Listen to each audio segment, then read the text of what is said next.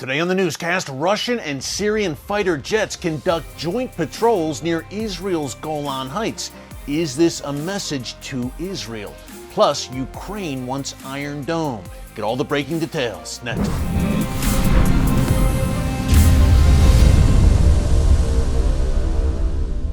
Hey folks, Erick Stakelbeck here. Welcome to the Watchman Newscast. In case you missed it, on yesterday's newscast, we outlined what appears to be an Israeli airstrike against an Iranian weapons factory south of Damascus.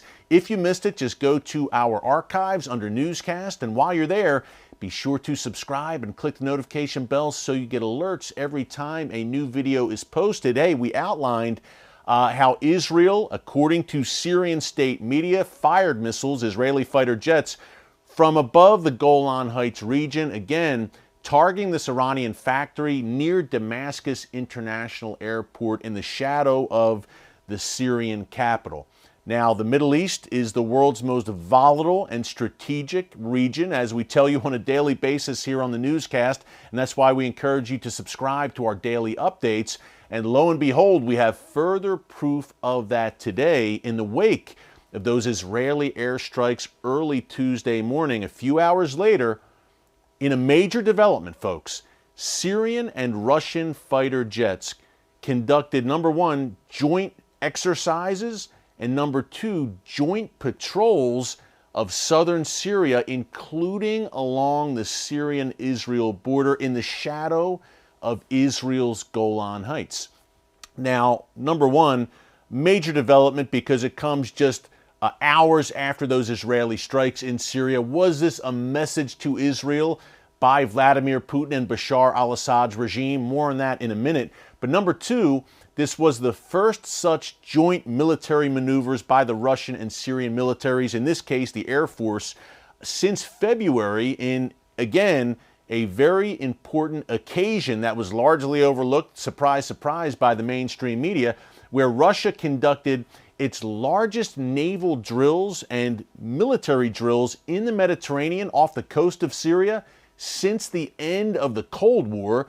And as part of those drills, Russia's defense minister, Sergei Shoigu, visited Syria, met with Bashar al-Assad, and Russia brought nuclear-capable hypersonic missiles and nuclear-capable bombers down to Syria at Israel's doorstep in order to conduct this massive drill back in February. Now, that was the same week, or just before, I believe it was the week before, or a few days before, Russia launched its invasion of Ukraine. Yet still, it was not taking its eye off the Middle East ball. It shows you how pivotal that region is to Russia's overall plan and to Vladimir Putin's ambitions to make Russia a global superpower once again.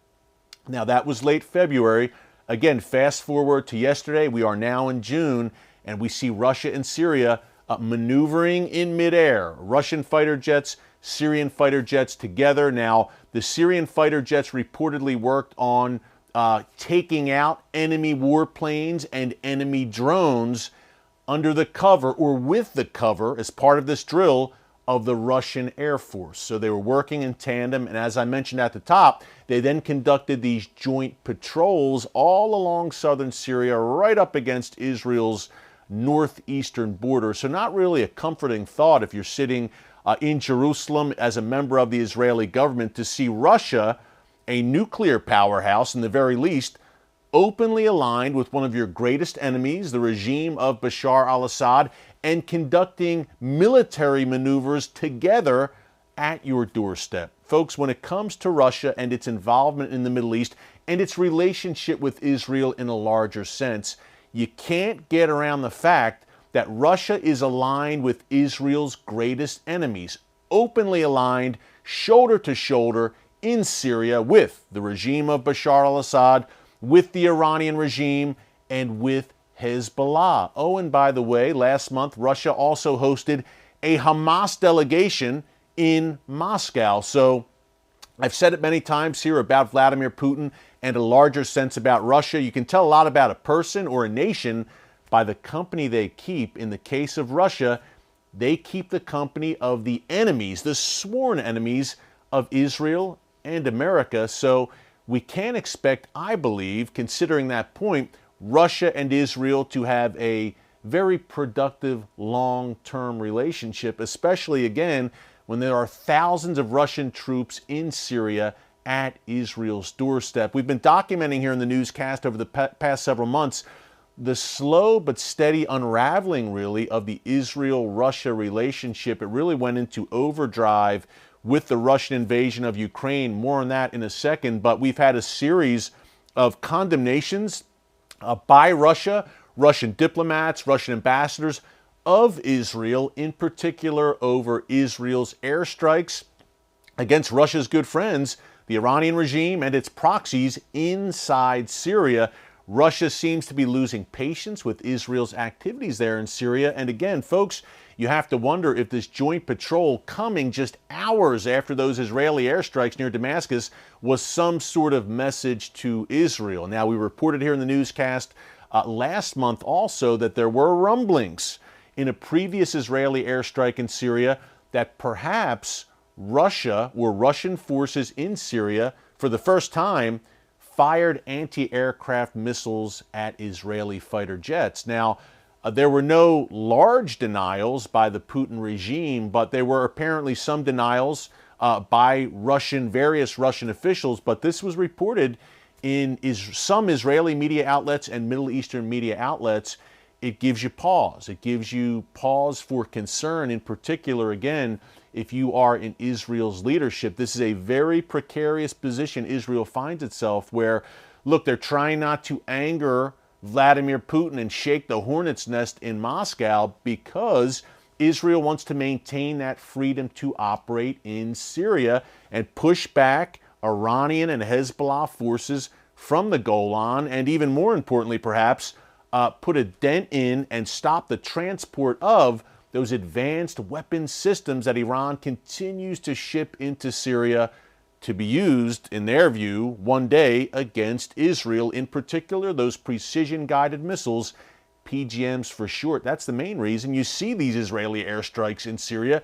Israel is preemptively defending its citizenry from these advanced Iranian weapons. It is a collision course, ladies and gentlemen, and it is not sustainable for Israel to have an Iranian regime entity on its border that is devoted to the destruction of Israel. No nation would put up with such a scenario, and Israel, to its credit, wisely is taking action. But could that be jeopardized if Russia one day says, no more, we no longer, Israel, want you to conduct operations inside Syria. We control the skies here in Syria.